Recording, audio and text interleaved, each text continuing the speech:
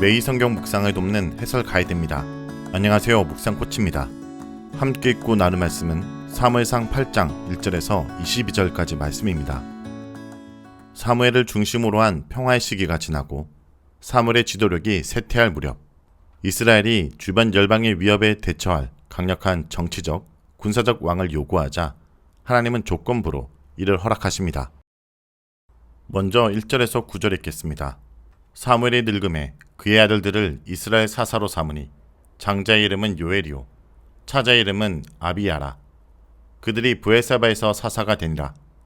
그의 아들들이 자기 아버지의 행위를 따르지 아니하고 이익을 따라 뇌물을 받고 판결을 굳게 하니 이스라엘 모든 장로가 모여 라마에 있는 사무엘에게 나아가서 그에게 이르되 보소서, 당신은 늙고 당신의 아들들은 당신의 행위를 따르지 아니하니 모든 나라와 같이 우리에게 왕을 세워 우리를 다스리게 하소서한지라.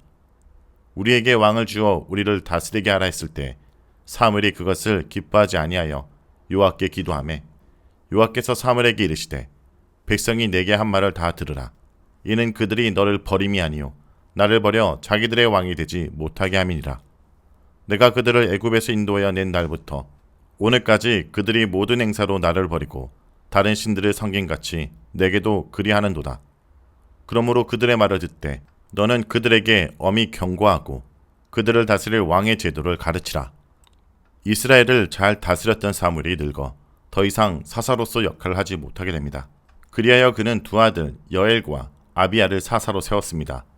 3절에 따르면 이들은 주로 백성들을 재판하는 일을 하였습니다. 이들이 사사 역할을 한 곳은 브엘사바인데 이곳은 이스라엘의 남단 끝에 있습니다.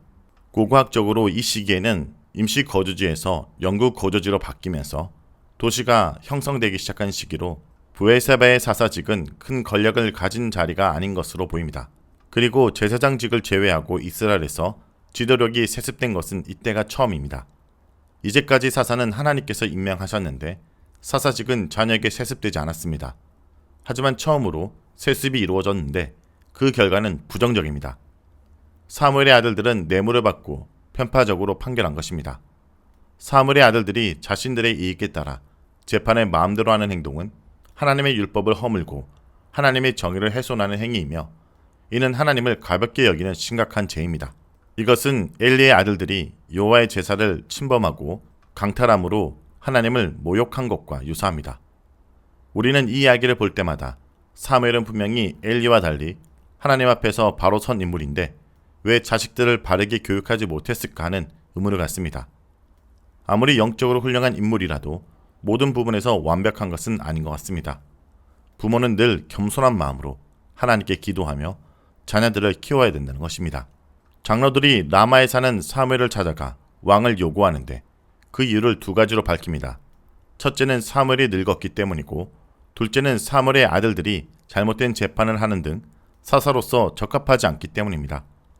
이 두 가지 이유는 새로운 지도자를 요청할 만한 충분한 이유가 됩니다. 그러나 정의롭고 하나님 마음에 합한 사사를 구하지 않고 왕을 세워달라는 것은 다른 문제입니다. 이들의 말에 따르면 왕이 하는 일은 백성을 다스리는 것입니다. 그런데 이 일은 지금까지 사사들이 해온 것이기 때문에 굳이 왕을 선출할 필요가 없습니다. 그러므로 장로들이 왕을 세워달라고 할 때 그 말의 핵심은 모든 나라들처럼 해달라는 데 있습니다. 당시 주변국은 대부분 왕정체제를 갖추고 있었고 왕을 중심으로 상비군을 가지고 있었습니다. 이 군대는 필요할 때마다 모여 싸우는 이스라엘 군대와는 달리 왕이 직접 관리하며 훈련하고 유지하기 때문에 강력했습니다. 이스라엘 자손들은 강력한 군대를 부러워하였고 사무엘의 아들들을 빌미로 주변 나라들과 같이 왕을 세워달라고 요구한 것입니다. 이런 장로들의 요구를 사무엘은 악하다 여겼습니다. 이것은 단지 좋고 싫고의 문제가 아니라 그의 눈에 왕을 요구하는 백성들의 태도가 악하게 보였습니다. 이는 사무엘과 하나님과 대화에서 잘 나타납니다. 그렇지만 사무엘은 하나님과 백성의 중보자로서 하나님께 장로들의 요구를 알립니다. 자신의 생각이 있지만 더 중요한 것은 하나님의 생각이기 때문입니다. 놀랍게도 사무엘의 기도에 여호와께서는 백성들의 요구를 들어주라고 대답하십니다.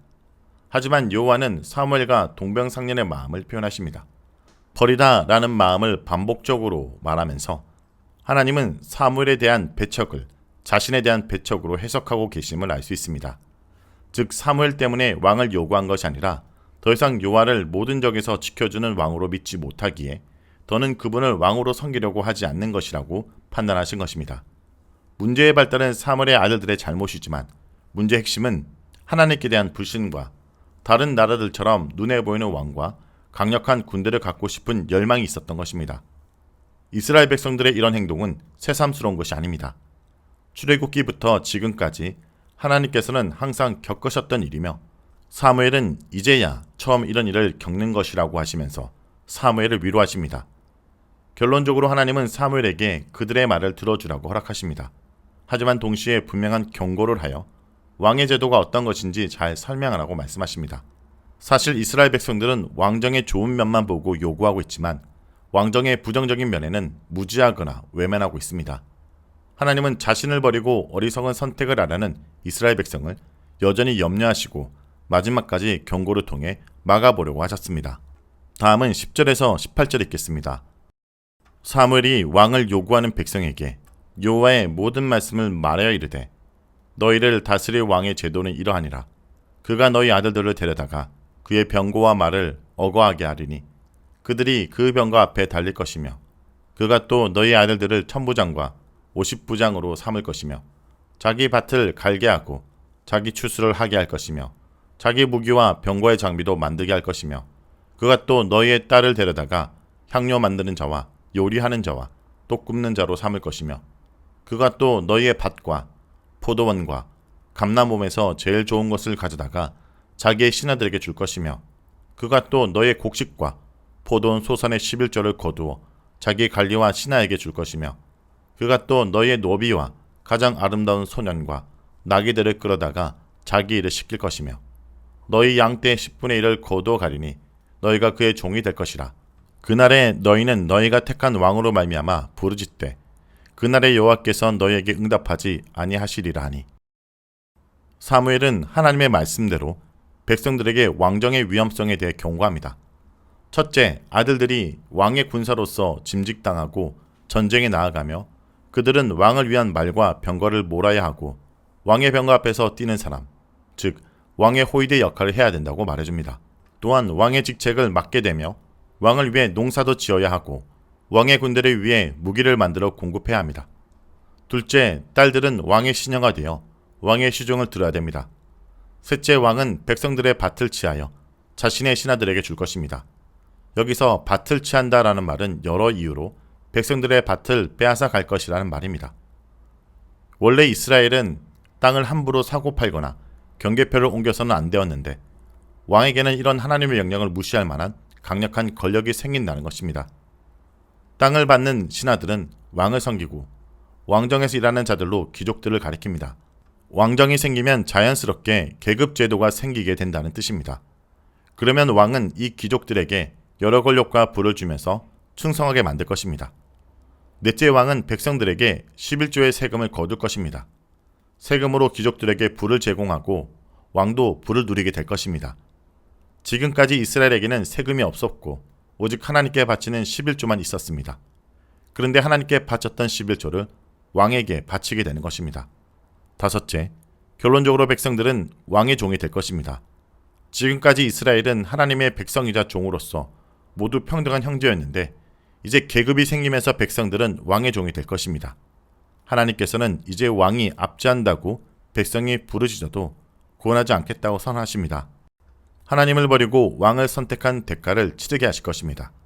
여기서 분명히 인간 왕은 하나님 왕과는 다르게 백성을 종으로 부리고 재물을 빼앗고 압제할 것이라 하시면서 이제 백성들에게 현명한 선택을 하라고 말씀하십니다. 최후의 경고를 하신 것입니다. 이를 통해 우리는 하나님께서 왕정을 보는 관점이 대단히 부정적임을 알 수 있습니다. 그러나 이것은 단순히 왕 제도에 대한 정치적인 부정이 아니라 하나님을 왕으로서 인정하지 않는 이방 나라의 인간 왕정 체제와 인간 왕의 한계를 잘 나타내고 있는 것입니다. 다음은 19절에서 22절 읽겠습니다. 백성이 사무의 말 듣기를 거절하여 이르되 아니로소이다. 우리도 우리 왕이 있어야 하리니 우리도 다른 나라들 같이 되어 우리의 왕이 우리를 다스리며 우리 앞에 나가서 우리의 싸움을 싸워야 할 것이니이다 하는지라. 사무엘이 백성의 말을 듣고 여호와께 아뢰매 여호와께서 사무엘에게 이르시되 그들의 말을 들어 왕을 세우라 하시니 사무엘이 이스라엘 사람들에게 이르되 너희는 각 성읍으로 돌아가라 하니라. 사무엘의 경고를 듣고도 백성들은 하나님 말씀을 들으라 하지 않았습니다. 20절에 장로들의 본심이 드러납니다. 자신들도 다른 나라처럼 자신들을 위해 싸워줄 강력한 왕이 필요한 것입니다. 그들은 그간 하나님께서 자신들 앞에서 싸우시며 이스라엘을 지키신 것을 잊은 것입니다. 사무엘은 완강한 백성들의 말을 듣고 다시 하나님께 갔고 하나님께서는 왕을 세우도록 하라고 최종적으로 허락하십니다. 백성을 걱정하면서 최후까지 설득하신 하나님의 노력은 수포로 돌아갔습니다. 자, 여기까지가 사무엘상 8장 1절에서 22절까지 말씀입니다. 오늘 말씀을 통해 우리는 무엇을 묵상하고 적용해야 할까요? 하나님만이 우리의 왕이 되십니다. 여호와만이 진정한 이스라엘 왕임을 거절하고 열방과 같은 왕을 요구하는 이스라엘이 자신을 버린 것을 아셨습니다. 우리가 아무리 그럴듯한 이유를 들어 논리적으로 우리의 일을 합리화해도 그 속에 숨은 은밀한 의도를 하나님은 다 알고 계십니다. 인간 왕을 요구하며 왕이신 하나님을 부정하는 그들의 악함을 잘 아셨습니다. 그간 그들을 위해 싸우신 그 하나님을 왕으로 모시지 않는 그들의 결과는 처참하게 될 것입니다. 오히려 그들이 세운 왕이 그들을 괴롭히게 될 것입니다. 이제 사무엘서에서 이어지는 왕정의 제도는 한 가지를 말합니다. 그렇게 세워진 왕일지라도 그 왕이 하나님을 온전히 왕으로 모시고 자기를 낮출 때 선한 왕이 되며 하나님이 그를 통해 왕 되심을 다시 드러낼 것을 말합니다. 성도 여러분, 오직 여호와 하나님만이 우리 삶의 왕이 되심을 잊지 않길 간절히 기도드립니다.